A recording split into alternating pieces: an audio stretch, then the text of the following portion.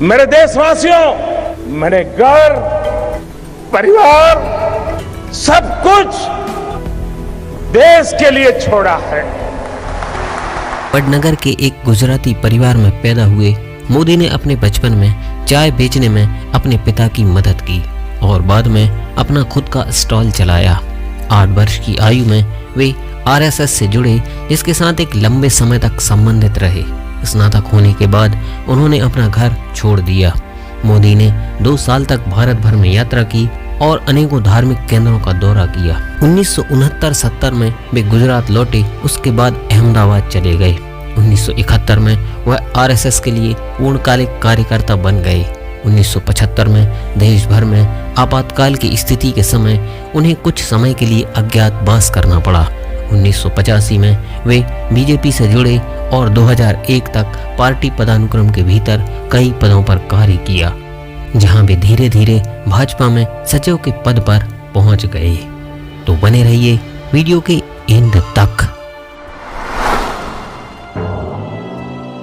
गुजरात भूकंप 2001 के बाद गुजरात के तत्कालीन मुख्यमंत्री केशुभाई पटेल के असफल स्वास्थ्य और खराब सार्वजनिक छवि के कारण मोदी को 2001 में गुजरात के मुख्यमंत्री पद पर नियुक्त किया गया। मोदी शीघ्र ही विधायी विधानसभा के लिए चुने गए। 2002 के गुजरात दंगों में उनके प्रशासन को कठोर माना गया। इस समय उनके संचालन की आलोचना भी हुई। हालांकि सुप्रीम कोर्ट द्वारा नियुक्त विशेष जांच दल को अभियोजन पक्ष की कार्रवाई आरंभ करने के लिए कोई प्रमाण नहीं मिला। गुजरात के मुख्यमंत्री के रूप में उनकी नीतियों को आर्थिक विकास को प्रोत्साहित करने के लिए श्रेय दिया गया। वे गुजरात राज्य के 14वें मुख्यमंत्री रहे। उन्हें उनके अच्छे कामों के कारण गुजरात की जनता ने लगातार 4 बार 2001 से 2014 तक गुजरात का मुख्यमंत्री चुना।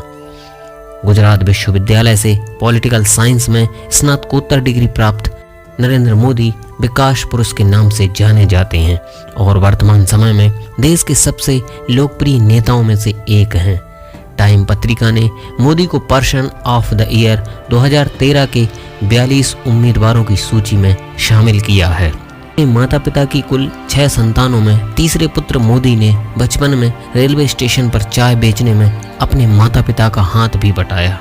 वडनगर के ही एक स्कूल मास्टर के अनुसार मोदी हालांकि एक औसत दर्जे का छात्र था, लेकिन वाद विवाद और नाटक प्रतियोगिताओं में उनकी बेहद रुचि थी।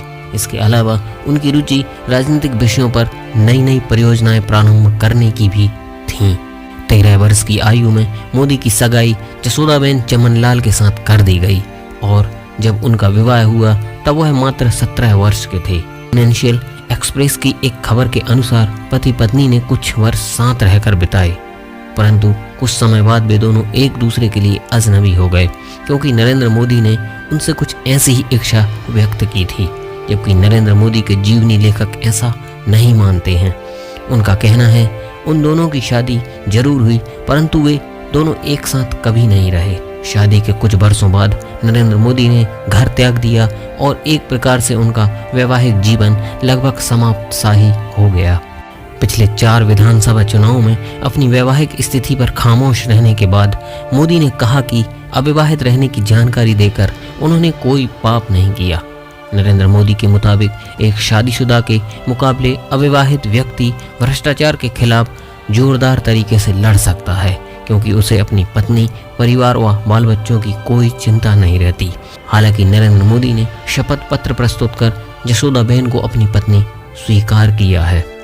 18 जुलाई 2006 को मोदी ने एक भाषण में आतंकवाद निरोधक अधिनियम जैसे आतंकवाद विरोधी विधान लाने के विरुद्ध उनकी अनिच्छा को लेकर भारतीय प्रधानमंत्री मनमोहन सिंह की आलोचना की थी। मुंबई की उपनगरीय रेलों में हुए बम विस्फोटों के मद्देनजर उन्होंने केंद्र सरकार से राज्यों को सख्त कानून लागू करने के लिए सशक्त करने की मांग की। उनके शब्दों में आतंकवाद युद्ध से भी बदतर है। एक आतंकवादी के कोई नियम नहीं होते। एक आतंकवादी तय करता है कि कब, कैसे, कहां और किसको मारना है। भारत ने युद्धों की तुलना में आतंकी हमलों में अधिक लोगों को खोया है। यद्यपि मुसलमानों के बीच एक लोकप्रिय चेहरा नहीं है, लेकिन मोदी मुसलमानों के विकास में रुचि रखते हैं। कई मुस्लिम नेताओं और विद्वानों ने 2002 के गुजरात दंगों और उनकी चरम हिंदुत्ववादी सोच में उनकी कथित भूमिका के कारण नरेंद्र मोदी की आलोचना की है। हालांकि जफर सरेश बाला जैसे कई मुस्लिम नेताओं ने उनकी और उनकी नीतियों का समर्थन किया है। वह अक्सर मुसलमानों के समग्र अभिन्न विकास के बारे में बात करते हैं, जिसमें उन्होंने कहा था मुसलमानों के एक हाथ में कंप्यूटर और दूसरे हाथ में कुरान होना चाहिए। भारत के प्रधानमंत्री बनने के बाद 2 अक्टूबर 2014 को नरेंद्र मोदी ने देश में साफ सफाई को बढ़ावा देने के लिए स्वच्छ भारत अभियान का शुभारंभ किया। उसके बाद पिछले 4.5 वर्षों में मोदी सरकार ने कई ऐसी पहलें की जिनकी जनता के बीच खूब चर्चा रही। स्वच्छ भारत अभियान भी ऐसी ही पहलों में से एक है। सरकार ने जागरूकता अभियान के तहत लोगों को सफाई के लिए प्रेरित करने की दिशा में कदम उठाए। देश को खुले में शौच मुक्त करने के लिए भी अभियान के तहत प्रचार किया। साथ ही देश भर में शौचालयों का निर्माण भी कराया। सरकार ने देश में साफ सफाई के खर्च को बढ़ाने के लिए स्वच्छ भारत चुंगी की भी शुरुआत की। स्वच्छ भारत मिशन का प्रतीक गांधी जी का चश्मा रखा गया और साथ में एक कदम स्वच्छता की ओर टैगलाइन भी रखी गई। प्रधानमंत्री नरेंद्र मोदी का व्यक्तित्व एक गहरे संकल्प, दृढ़ निश्चय और सादगी का सम्मिलन है।